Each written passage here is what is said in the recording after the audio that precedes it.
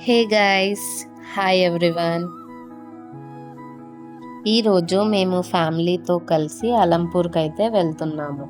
జోగులాంబ అమ్మవారి అష్టదశ శక్తి పీఠాలలో ఒకటి కాబట్టి ఈ క్షేత్రం చాలా పవిత్రమైనది. ముందుగా మేము శ్రీ బాలబ్రహ్మేశ్వర స్వామి వారి దివ్య దర్శనం చేసుకున్నాము. తరువాత శ్రీ జోగులాంబ అమ్మవారి దర్శనం చేసుకున్నాము. ఈరోజు శుక్రవారం కాబట్టి చండీ హోమం జరుగుతుంది. మేము ఈ చండీ హోమంలో పాల్గొన్నాము. చండీ హోమం అయితే చాలా బాగా జరిగింది. మనసుకు ఎంతో సంతోషంగా అనిపించింది. అన్ని కార్యక్రమాలు అయిన తర్వాత మేమైతే కరివేన బ్రాహ్మణ నిత్య అన్నదాన సత్రంకి వెళ్ళాము.